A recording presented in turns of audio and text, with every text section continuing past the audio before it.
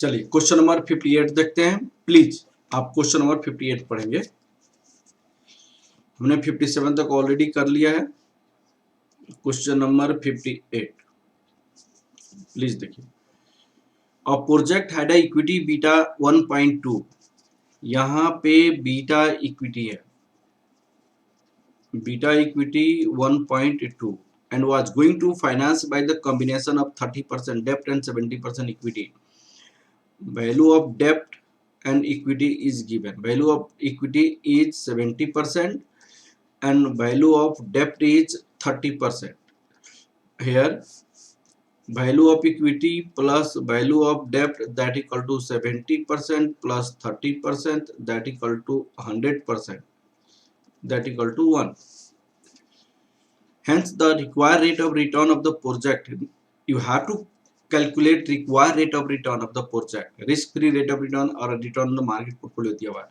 Project की return के लिए बीटा एसेट्स चाहिए, तो सबसे पहले हम निकालेंगे वर्किंग नोट में beta assets, calculation of beta assets. Beta assets, beta assets equal to beta equity value of equity plus value of debt, beta debt, value of debt, value of equity plus value of debt। Beta equity आपको दी हुआ है 1.2, ये आपका 0.7, 0.70 plus 0.30 plus 0, तो ये आपका कितना हो जाएगा beta assets equal to 1.2 into that, ये हो जाएगा 0.84। अब आपको निकाल calculation of required rate of return of the project, calculation of required rate of return of the project, calculation of required rate of return of the project,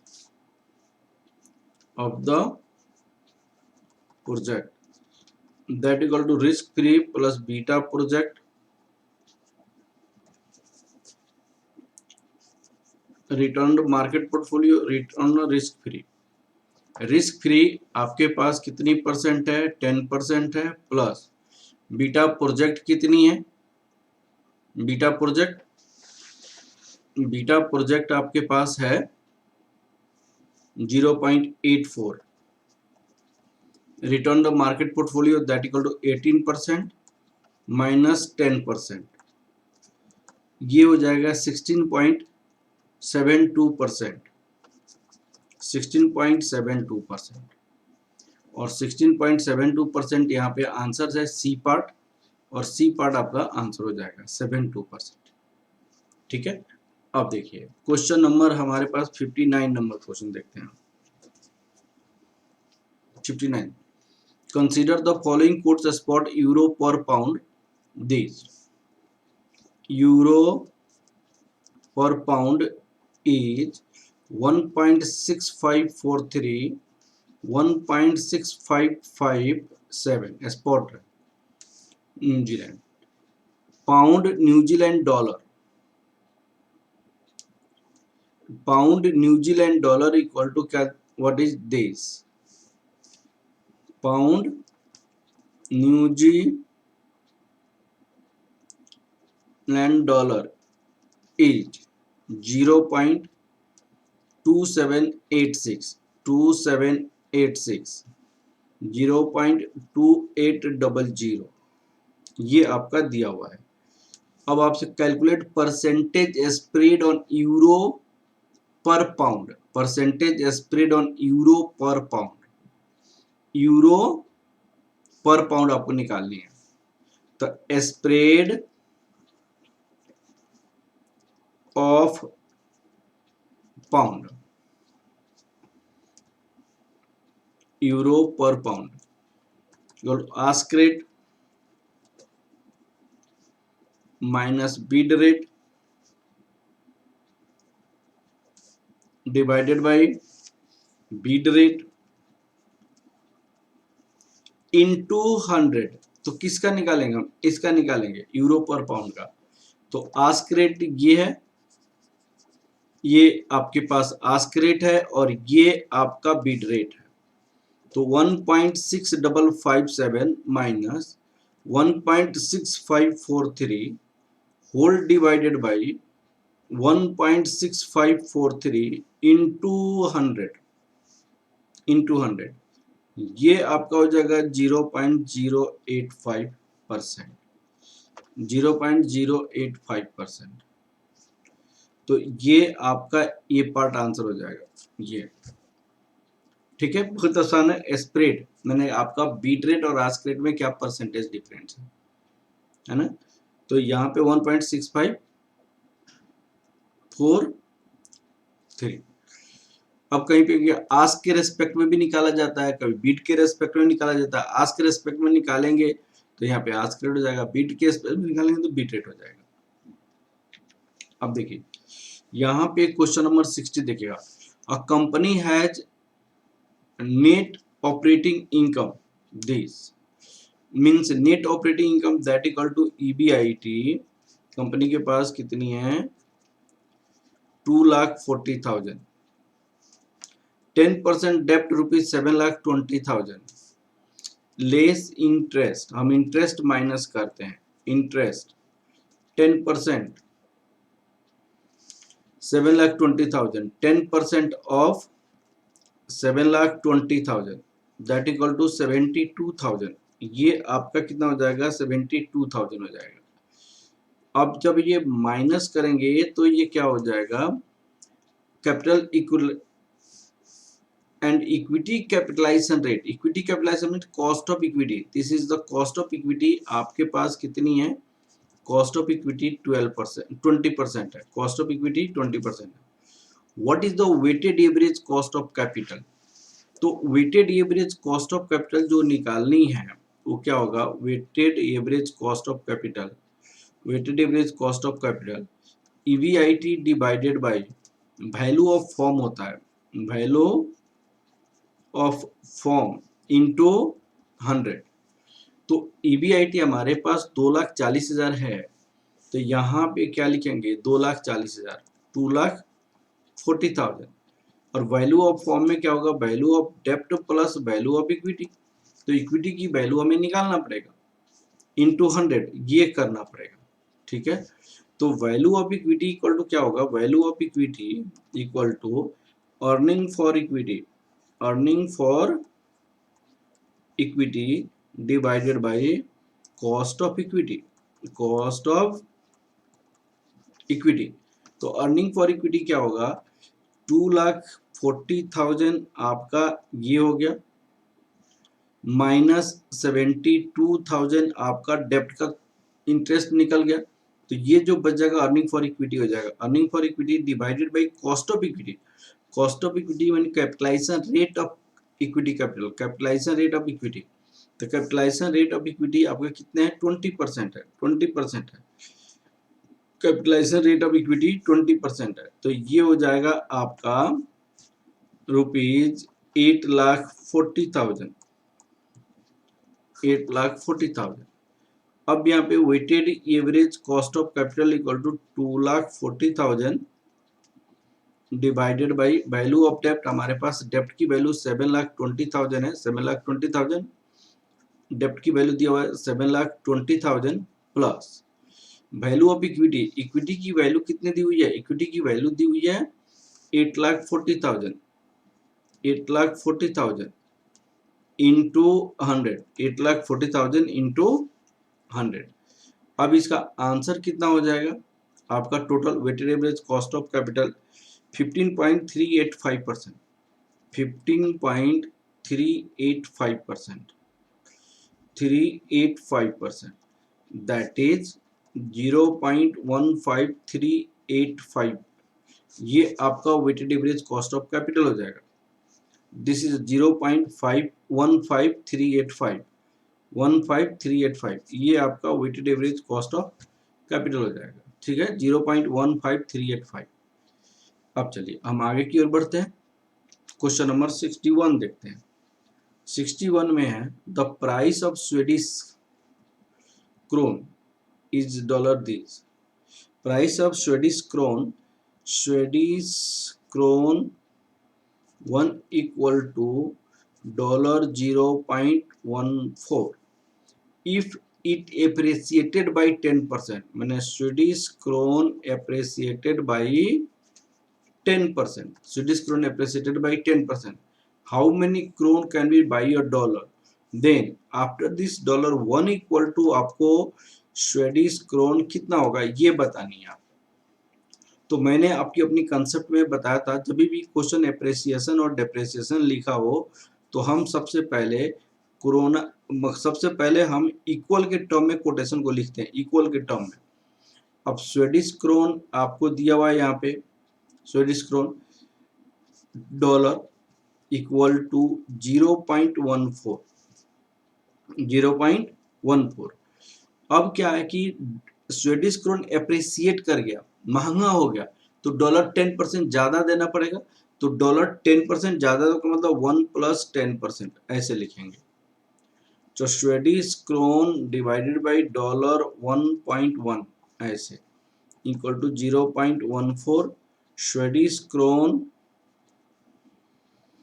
1 equal to dollar 0.14 into 1.1, 0.14 into 1.1, तो ये आपका हो जाएगा 0.1 into 1.1, तो this will be dollar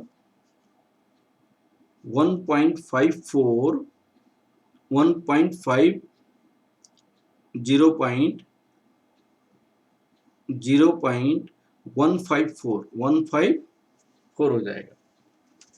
तो dollar 0.154 equal to Swedish krone 1 dollar. To make it 1 हमें क्या करना पड़ेगा, 0.154 से डिवाइड करना पड़ेगा, 0.154 से दोनों साइड में डिवाइड करना पड़ेगा। तो dollar 1 equal to Swedish krone, ये कितना हो जाएगा आपका 6.49351 6.49351 हो जाएगा। डॉलर 1 इक्वल टू पूछा है क्वेश्चन में, तो ये आपका आंसर हो जाएगा पार्ट दिस। ठीक है, अब नेक्स्ट क्वेश्चन देखिए। नेक्स्ट क्वेश्चन में है, देखिए, a firm has a sales 75 lakh. Sale आपका कितनी है, रुपीज 75 लाख क्वेश्चन में दिया हुआ है। Variable cost 42 lakh, variable cost यहाँ पे 42 डिवाइडेड बाई 75 इंटू 100, ये कितना परसेंट हो जाएगा, 42 डिवाइडेड बाई 75 इंटू 100, ये आपका कितना परसेंट हो जाएगा, ये आपका 56% हो जाएगा। ये 56%, तो ये 42 लाख हो गया। ठीक है, अब इसके बाद आ जाएगा आपका contribution.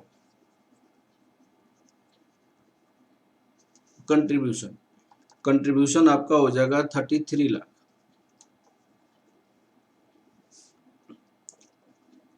Less fix cost 6 lakh.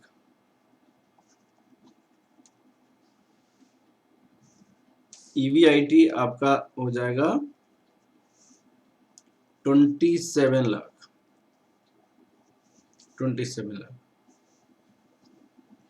Fix cost 6 lakh दिया हुआ है। अब सुनिए, इट हैज अ डेप्ट 45 लाख 9%। हम इंटरेस्ट भी माइनस कर सकते हैं, less interest 9% of 45 lakh, 9% of 45 lakh, 4,95,000, 4,95,000 EBT आ जाएगा यहाँ पे। EBT 22,05,000, ये आपके पास EBT हो गया। At what level of sales, इसमें दो तीन चीजें पूछा जा सकता है। मैं उसको डिग्री ऑफ ऑपरेटिंग लीवरेज पूछा जा सकता है। डिग्री ऑफ ऑपरेटिंग लीवरेज, यहाँ पे फॉर्मूला होता है कंट्रीब्यूशन अपॉन EBIT, ये भी पूछा जा सकता है। तो कंट्रीब्यूशन हमारे पास कितनी है 33 lakh divided by 27 lakh. Degree of financial leverage पूछा जा सकता है। Financial leverage EBIT upon EBT, EBIT 27 lakh, EBT 22 lakh,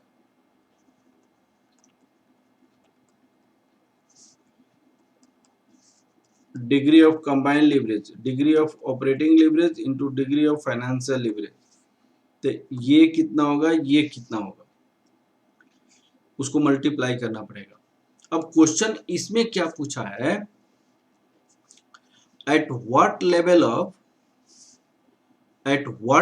of sales the EBIT of the firm will be equal to 0, EBIT of the firm will be equal to 0। तो EBIT का formula क्या होता है, EBIT का sales minus variable cost minus fix cost. तो ये आपको 0 बनाना है। तो X मान लीजिए सेल है, तो variable cost is a linear function of the sales revenue, linear function of the sales revenue.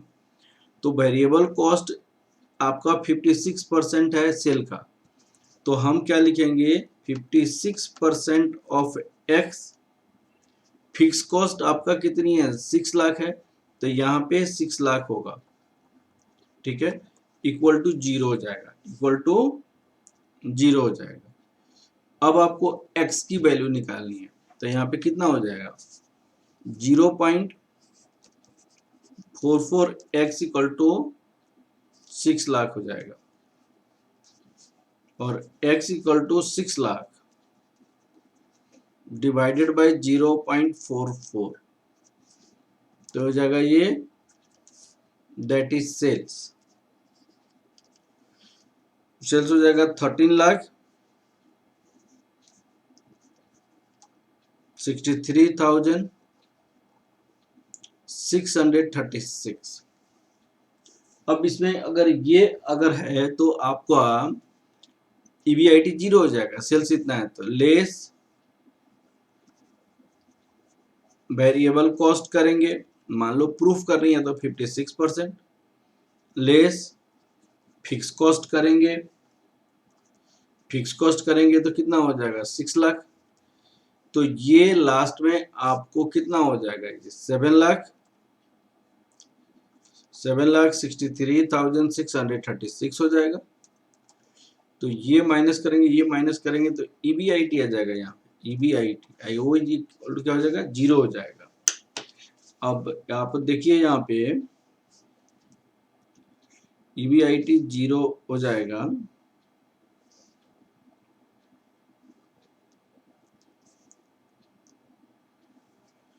$13,63,636 into 0.56, 7,63,636 हो जाएगा, EBIT 0 हो जाएगा। तो अगर सेल्स 13,63,636 होगा तो EBIT 0 हो जाएगा, ये आंसर होना चाहिए। तो ये हमारे पास आंसर हो जाएगी, सेल्स क्या होना चाहिए, सेल्स आपका ₹13,63,636 होना चाहिए, ये सेल होना चाहिए। लेकिन इसमें कोई भी अल्टरनेटिव आपको नहीं दिया हुआ है, तो इसका मतलब ये क्वेश्चन ही गलत होगा, चाहे अल्टरनेटिव में गलत, ठीक है। तो ये वाली बात है, या तो क्वेश्चन गलत होगा या तो अल्टरनेटिव हमारे पास गलत इंफॉर्मेशन दिया हुआ है, ठीक है। अब नेक्स्ट क्वेश्चन देखिए, नेक्स्ट क्वेश्चन हमारे पास है यहाँ पे 63 नंबर क्वेश्चन। 63 नंबर क्वेश्चन में क्या है, E Limited has earning before interest and tax 10 lakh. Cost of debt EBIT rupees 10 lakh दिया हुआ है. कॉस्ट ऑफ डेप्ट आपको दिया हुआ है, कॉस्ट ऑफ डेप्ट 7%. कॉस्ट ऑफ इक्विटी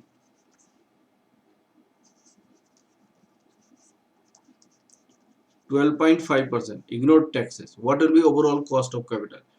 तो यहाँ पे 10 मिलियन दिया हुआ, मीन्स 100 लाख दिया हुआ. तो यहाँ पे डेप्ट की अमाउंट होना जरूरी है, जो कि क्वेश्चन में साइलेंट. अब क्वेश्चन की सॉल्यूशन देखने से कॉस्ट ऑफ डेप्ट तो इतना हुआ है और डेप्ट की अमाउंट दी हुई है. डेप्ट की अमाउंट 200 लाख दिया हुआ है, 200 लाख दिया हुआ है डेप्ट की अमाउंट. तो ये आपको लिखना, 200 लाख देना जरूरी है, जो क्वेश्चन में नहीं है. तो आपको डेप्ट की अमाउंट क्वेश्चन में दिया रहेगा. तो इसमें आप निकालेंगे इंटरेस्ट. क्या होगा सॉल्यूशन मैं यहां से स्टार्ट कर रहा हूं. कॉस्ट ऑफ कैपिटल निकालनी है. इंटरेस्ट क्या होगा आपको 7% of 200 lakh, that equal to rupees 14 lakh. Value of equity कितना होगा देखिएगा. वैल्यू ऑफ इक्विटी, इक्विटी की वैल्यू कितनी होगी? Earning EBIT minus interest. ये हो गया अर्निंग फॉर इक्विटी, ये हो गया अर्निंग फॉर इक्विटी. EBIT से डिवेंचर के पार्ट को हटा दीजिएगा तो अर्निंग फॉर इक्विटी हो जाएगा. इस अर्निंग फॉर इक्विटी को हम किसे डिवाइड करेंगे? कॉस्ट ऑफ इक्विटी से डिवाइड करेंगे. कॉस्ट ऑफ इक्विटी से डिवाइड करेंगे. तो EBIT हमारे पास कितनी है? 100 लाख है. इसमें से 14 लाख इंटरेस्ट घटा देंगे और कॉस्ट ऑफ इक्विटी हमारे पास है 12.5%, 0.125. तो ये 0.125. तो टोटल अमाउंट कितना हो जाएगा? ये टोटल अमाउंट 0.125 6 करोड़. यहाँ पे टोटल अमाउंट कितना हो जाएगा? 6 करोड़ 88 लाख हो जाएगा. 6 करोड़ 88 लाख हो जाएगा. ये हो गया value of equity 6 crore 88 lakh. अब आपका वैल्यू ऑफ फॉर्म कितना होगा?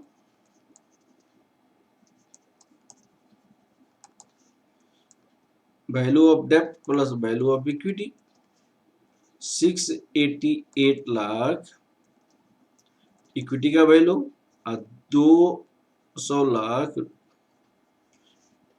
ये. तो 8 करोड़ 88 लाख हो जाएगा. कॉस्ट ऑफ कैपिटल का फॉर्मूला क्या होता है? कैपिटल इस फॉर्म में, cost of capital equal to EBIT divided by value of firm, value of firm into 100. तो EBIT 100 लाख दिया हुआ, मैंने 1 करोड़ दी हुई है